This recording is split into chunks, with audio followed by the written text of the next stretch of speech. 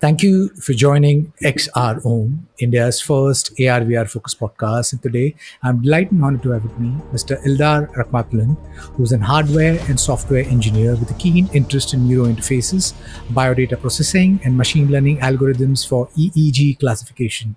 A PhD scientist and entrepreneur in bioscience, he is the founder of PiEEG, a low-cost wearable device and a real-time data processing for brain-computer interfaces, PPG, EKG, and other biodata for neurosciences. He is also an instructor at Udemy. So, Ella, really appreciate you taking time and being part of the podcast. It would be great if you could start with a background, your journey, your educational background, and what kind of first drew you to neurosciences and brain-computer interfaces. Yes, thank you so much. I'm happy to be here today. I started my career in this area already many years ago. Originally, I had background just only in hardware. But about probably 7 years ago, I decided that probably it will be a great idea, move in some new area. In this moment, I already had a huge experience in machine learning. I also want to find some good applied task to test my knowledge for some interesting project. And I started search where I can do that. So, and about how I said that 7 years ago, I decided that probably neuroscience is quite promising. And I believe that as many people who just only first time heard something about brain-computer interface, they imagine that's how we control robotic systems or some similar. And it's happened exactly. And with me, I wanted to create some system to control robotic arm. And this time I decided to find some low-cost device in the market that will be also enough open source format that allow me adjust my algorithms. And I didn't find that. So for this reason, I decided that it will be a great idea move to hardware in brain-computer interface area and create my brain-computer interface. And yes, it's how started my journey in this area. And also I worked about 5 years in Japan as hardware engineer. After that, I moved to the UK, worked as a machine learning researcher in Heriot-Watt University as brain-computer interface researcher in Imperial College, London. Currently, I'm research associate in Neurotechnology group in Edinburgh University. And also, yes, I still continue to move forward with my PiEEG project. One of the most important subject, and I think going forward, this is going to possibly maybe impact humanity in a big way, because there is, all these large language models, though it's based on a neural network, still it's nowhere close to how our brain functions. And there is a bunch of neuroscientists, neuro AI researchers who believe that maybe the next evolution of creating machines with general purpose intelligence would be possibly mimicking our brain. That's one part of it. Second part is obviously neuroscience is playing a huge role in neuro healthcare, because neurological disorder is a huge problem. And if we are able to understand our brain better, I think there will be so many roads which will open up for the future of mankind. And then obviously, we're talking about the augmentation of mankind, with these brain computer interfaces where we are able to possibly understand our brain better and possibly create these two-way bidirectional communication, and then maybe augment humanity itself, through maybe, like how we had these movies like Matrix, where it'll just be uploads and downloads, though they are like really far away and might look like it's in a science fiction zone. But I think those future is coming faster than the speed of the light. And we need more people such as yourself who are kind of, constantly tinkering around, kind of finding out and creating and making this more accessible. And I think what you're building with PiEEG is a platform which is like open source and accessible for everyone. So I think it'll be great if you could start with maybe explaining what a Raspberry Pi is, what the capabilities of a Raspberry Pi, and PiEEG. what the device that you have built, how it works, and what sets it apart from other brain-computer interfaces.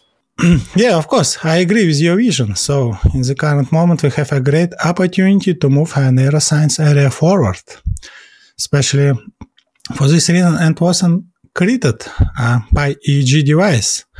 PiEEG is a shield that allows convert a Raspberry Pi to brain-computer interface. So Raspberry Pi, from this side, is one of the most, and probably the most popular single-board computer in the world. So it means that when you connect PiEEG, you also already have a computer, and you can make exactly here signal processing, feature extraction. You don't need to transmit data via wireless. And I have used Python and created SDK and software. So it's very easy via SDK implement your scenario for signal processing and feature extraction for using for your custom project. And especially for this task, and it was created by PiEEG. It's not just only low-cost device; it's also very easy to use it. And it's device not just only for specific tasks for special neuroscientists. The main idea was create a device that allow everyone move to neuroscience world. Right, interesting, Ildar. So, what were the challenges? When you thought about doing this? When you said that you've created this PiEEG kit, how do you kind of market it? What's the drawbacks over there? And what have been the early applications, the ones who have kind of purchased it or ones who have kind of tinkering around with it? What are those early applications? It'd be great if you can talk about that. Originally, when I have created a PiEEG, I didn't have any task moved to the market. It was just only open source projects that I uploaded to GitHub. And I thought that this story about PiEEG be finished from this moment. From my side, I expected that everyone who would like to use it, they just only take all sources from GitHub and create it. But during long time, I have received messages from users that they would like buy it. I explained it, and no worries, guys. You can just only do it yourself, because I provided not just only all sources, I also provided instruction how made order in the factory to receive this device. But anyway, people didn't want to spend time, probably didn't have experience, they just only wanted to buy it. And during long time, I have received some messages, and I decided probably it will be a good idea just only launch this device and some crowdfunding platform and see how it will be. So I chose a crowd supply for my first step and launched my device in this platform, and it's become quite popular. And yes, it started like that. So from applications, the main idea again, it's learn neuroscience. This device was created exactly for learning neuroscience because it's much more easy connect, it's much more easy use software, it's much more easy implement your scenario. I use it. It's for robotic controls, and just only a few days I also added how you can detect stress, emotional level via PiEEG device and machine learning. It's also quite easy again because it's a Python language, high level language, let's say. So, and when we talk again about applications, the most important here, it's not about which your device use, it's about your data sets, which data set you collected for which task and how was training your machine learning algorithms. So for this reason, about applications, much more depends what users would like to do with this device. Ildar, how do you go about cleaning the data? Because the brain data is very messy. So how do you go about cleaning the data? And this is not exactly for only neuroscientists, right? It's also for curious lot who want to kind of tinker around and understand a little bit more about neuroscience. So for those students who don't necessarily have the skills, like what critical knowledge you think a student should possess if he or she purchases the PiEEG kit to kind of tinker around? Yeah, it's a few ways. The most important, we should be sure that we already created condition to receive as much more possible clean data. So it's better move far from some electromagnetic noise devices like another some computers, Wi-Fi routers, so probably and mobile phones as well. Anyway, if we have opportunity before use a signal processing algorithm, reduce any noise that can be around you, it's better to do. So of course it's better receive already good connection between electrodes and skin. Usually, of course, it's much more better use gel that's provided you great connections.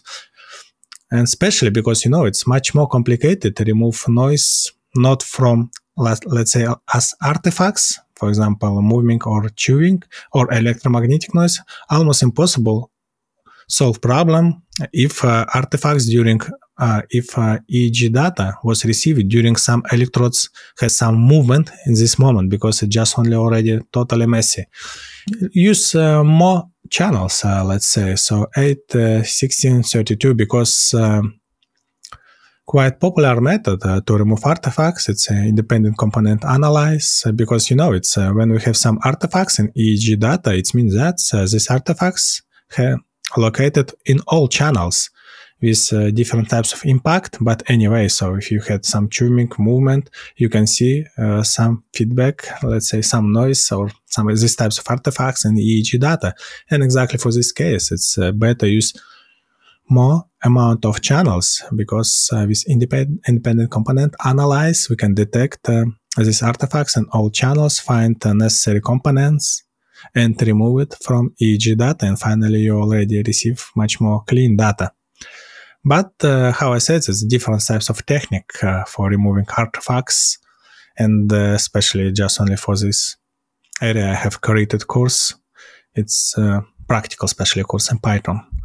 To my earlier point, what skills or knowledge do you think are critical for students or professionals diving into neuroscience? I believe it depends. In this case, it's not about your knowledge. It's just only my vision. I believe that's the most important. Do you have interest or not? So if you have interest, you already can, I clearly believe you can achieve a positive result. So, of course, you have interest, you started. So it's necessary, of course, have some experience with programming, especially with Python. But Python, how I mentioned before, it's high-level language, so it's not so complicated. Especially now, we have many different types of libraries, documentation, how to use it. And yeah, probably I'm not so critical in this area, because I believe that if you have some interest for something, anyway, you achieve positive result. It's not just only for neuroscience, it's from my side, for everything. Completely. I completely double you on that. I think it always starts with the interest, because I think if you're interested, there is so much of data already available in the world, which is free of cost, so learning starts with maybe just having the intent. Once you have the intent, you'll figure out that there's so much data, so much podcast, so much learning out there, which is available free of cost already. So yeah, exactly. Yes. It's same. Yeah.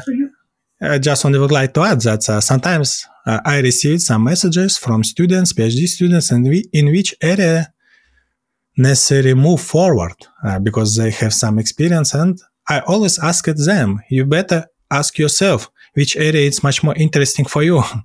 Completely. So you spoke about that, maybe adding more channels, more electrodes, a gel and things like that to kind of, get like a better signal out. What's your intuit like? Maybe possibly in the next few years, how would capturing of these brain data improve, because I think the tech is accelerating like really, really fast. Earlier we could just have like maybe a couple of channels, now these electrode channels are like increasing day by day, and it's just giving us, obviously besides the non-invasive ones, there's these invasive brain computer interfaces, which people such as Synchron and Neuralink and others who are working towards. What's your intuit like?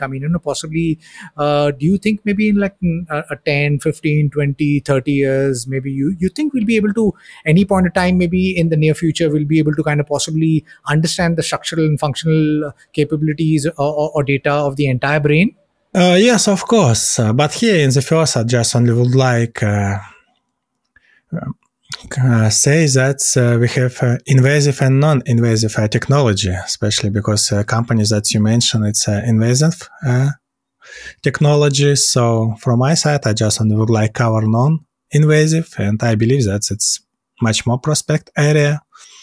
So, and about the future, it's again, how I mentioned before already a few times, we are quite depends from data sets. So we need much more, we need to receive huge data sets, and when we have it, we already have opportunity to move much more better forward with these types of brain-computer interfaces. And I clearly believe here that the next generation, it's not already next, it's already in our days.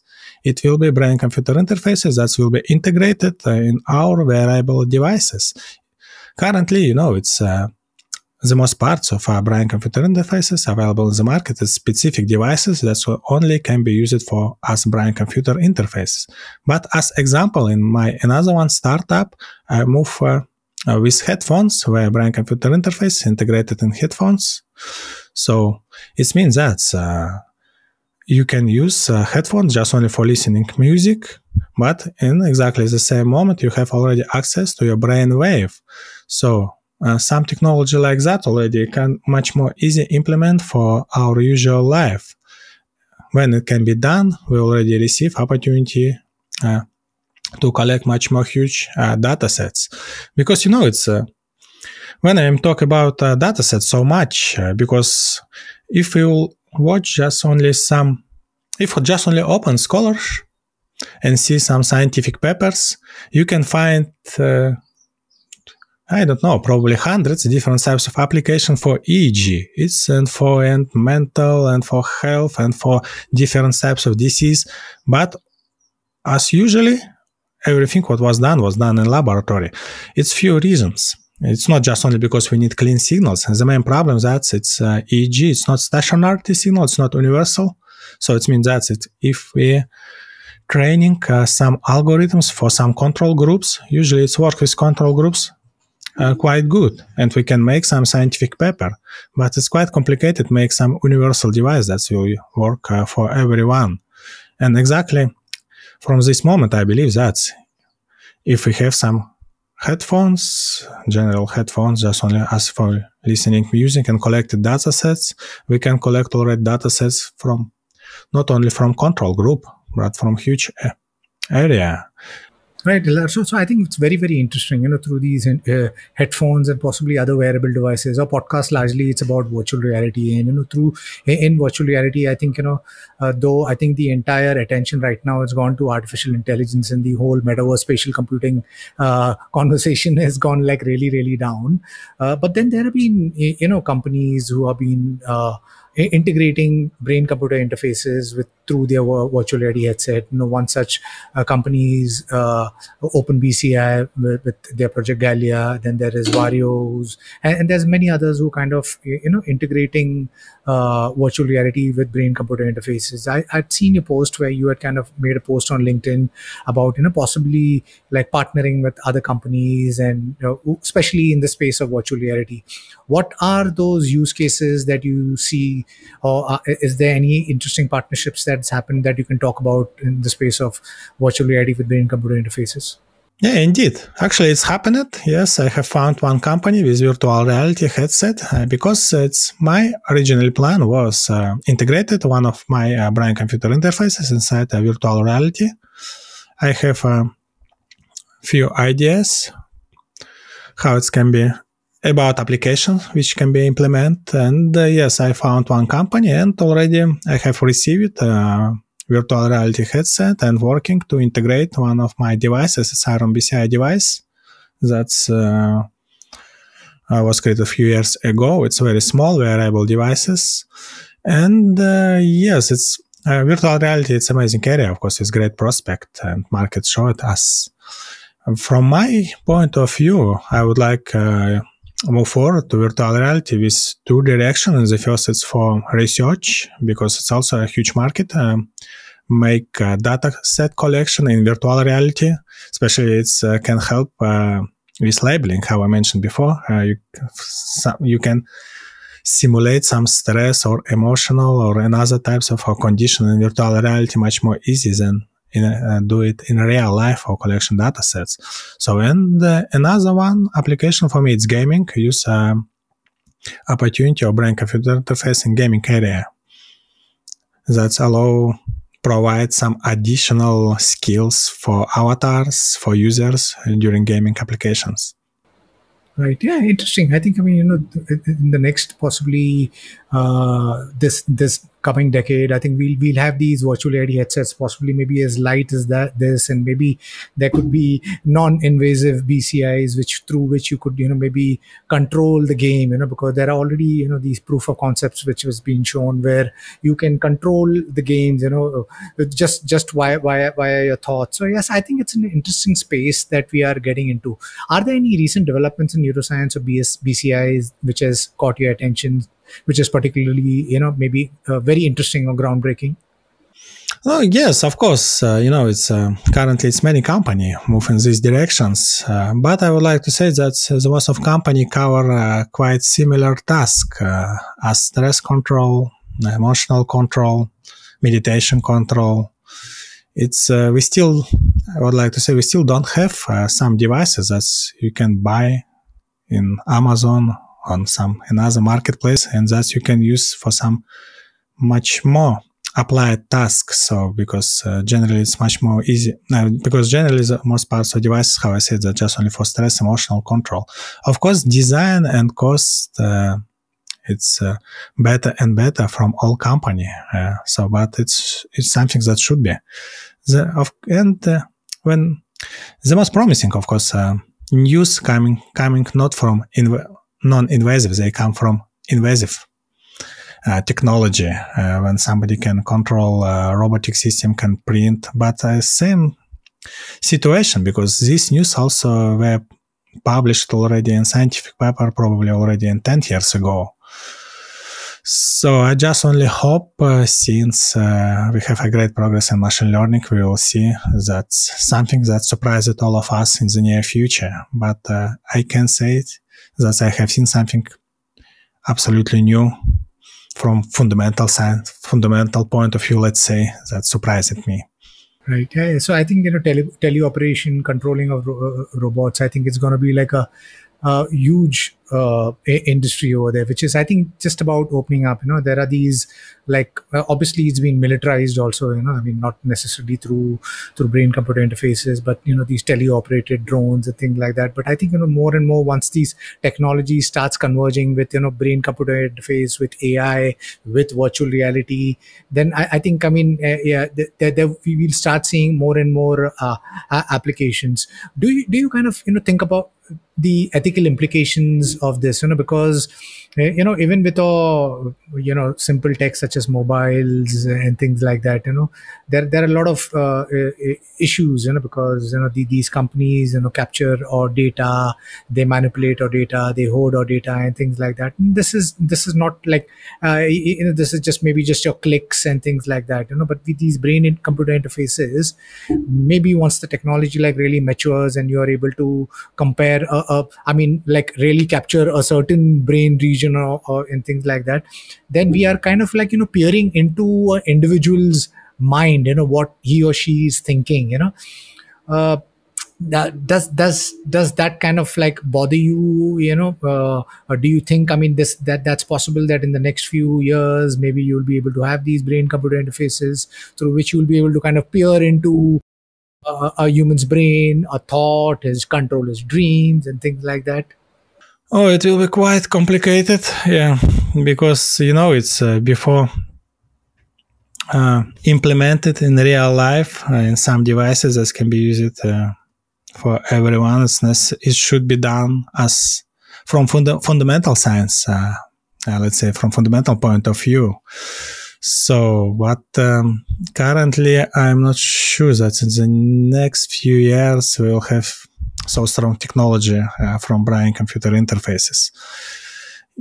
It's I very often heard some suspicions from some users that we can steal his things or some his secrets from his brain with our brain-computer interfaces, but unfortunately, all brain-computer interfaces and neuroscience as well, it's not magic area.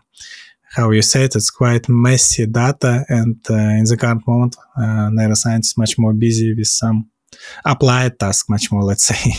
True, completely. But do you see that, this with this role of machine learning and AI being able to analyze the brain data better? Do you think that AI could play a role in helping us understand the brain data better? Oh yeah, definitely. Yes. In this case, I believe, from my point of view, I believe that's only exactly AI and can do that. AI already surprised us and in many areas just only for the last year. So for this reason, it will be not clear, I believe, say that AI will be limited in this area. So it's growing so fast, and hardware, it's also improving, and quality of the signals become better and better. So, and of course, I not just only believe, I expect that it's happening in the near future, but not in the case that they will read our things. But anyway, it will be great progress, Completely. I believe. How do you think your affordable devices like this PiEEG will shape the future of neuroscience research and its accessibility? PiEEG, it's I have a few devices, and PiEEG is not just only one shield, it's name of company, and we have and also shield for Arduino, for Jetson Nano, and wearable devices, and PiEEG Kit. And for example, from my point of view, I already said that brain-computer interfaces has some limited area, and for example, I don't believe that we can read some mind, but it's also possible that some person comes from not neuroscience world, some dreamer, and say, but no, I will read your mind, and I have some algorithms, and probably he will do it. And especially it's in this case, it's PiEEG device that can help. It's easy read and easy implement and make signal and future extractions. So, but about some future, I also believe that's another one of my project headphones. It's quite promising, because I would like use in quite extremal area my headphones, because it's not just only general headphones, it will be brain-computer interface integrated in headphones for athletes during moving, running. So for this reason, I'm super busy now with signal processing. It's quite messy. Yeah. So like you rightfully pointed out, I think, there are so many people, I think, when we are doing education, I think we get restricted to a book, and then there's this crazy dreamer who comes and who's like, who's not, in a box, breaks the entire thing and, can tinker around and do something really unexpected, but I think that's always the way it's been and always will be. Are there any updates that you can talk about in your research, or any of the hardwares that you are building? That you spoke about this headphone. Anything else that you're doing, which you think you can share with the audience? The last one, my project, it's PiEEG Kit. It's a case, and inside already everything what you need to start measure EEG, and also inside the kit you can find software and the course for learning neuroscience, and also SDK. So also, and electrodes, head, it's everything inside a small one boxes. And this box will be available already after probably 2 weeks for order in Indiegogo crowdfunding platform. I worked last year probably just only for this one project. Also, I still continue working with PiEEG Shield. First version was with 8 channels. A few months ago, I have made device for 16 channels, and just only 1 week ago, probably I have received it already from the factory, PiEEG for 24 channels. But here I already not sure that it will be available in the market finally, because it's not enough already power in Raspberry Pi to operate with 24 channels. I still fighting with my software to find some optimal solution. Right. Interesting. And I hope that, besides you doing it all independently, I hope that there's like a big company comes and kind of, says that let's just partner this and take this to the market. Is there any advice that you would like to give to aspiring researchers or engineers looking into breaking into neuroscience or the field of brain computer interfaces? And are there any book like resources like, books, podcasts and things like that, which they can start with if they want to, get into neuroscience and BCI?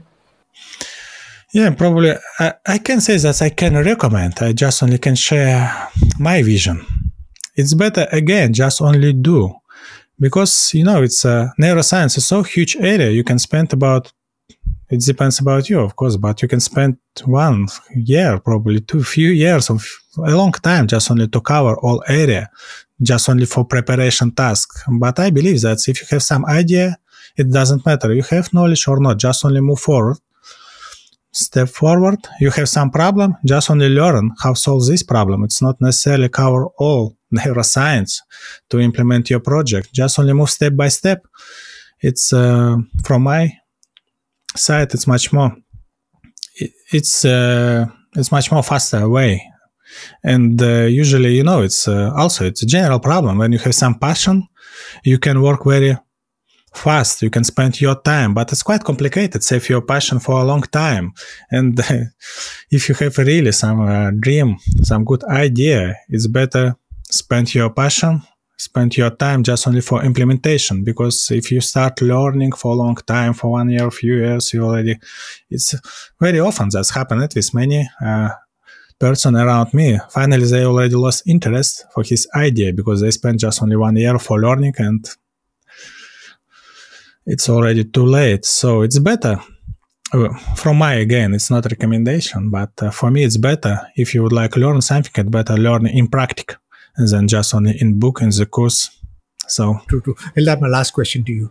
What is that moonshot that you are going after? What is it that you really want to build? Because I want to build maybe a full dive virtual reality. What is it that you want to build? And also paint a picture of what the world you think is going to look like, when brain computer interfaces, they mature to a point where we are able to kind of, capture structural and functional capabilities of brain really beautifully. And what would the applications you think that would come out, once we are able to do that?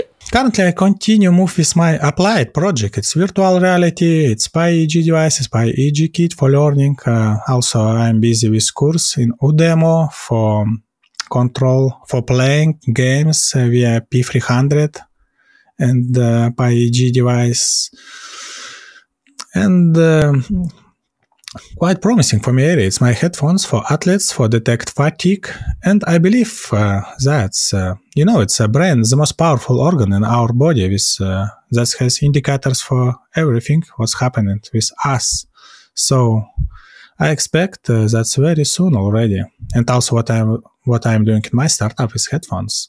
That it will be something like a BioLab in your ear, in simple headphones that provide for you much more huge information about your body, about your health, like some disease indicators.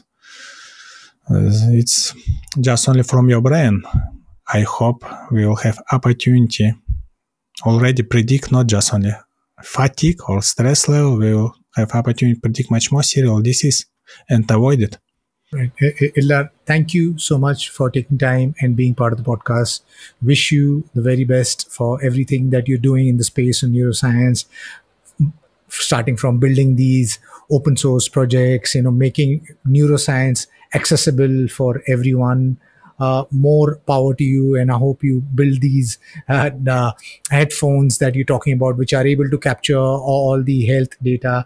I think our world obviously is going into a very awesome space as well as scary space, because I think the more we kind of tinker around these technologies, the more we understand that we don't know much of it, and that's the case with AI also, because I think the more we kind of probe, and we kind of come to the same point of time. It's almost like say like fractals, the more we kind of figure out, and then we know that, oh, the less we know, so yes, I think we live in a world which is beautiful, but I think what makes us humans unique is that our continuous effort of trying to find out, because I think what makes us unique is when we try and know or learn that who we are and what our role is in earth. So yes, I think, your role is to possibly build these unique neuroscience devices and making things accessible for everyone, which I think is going to open up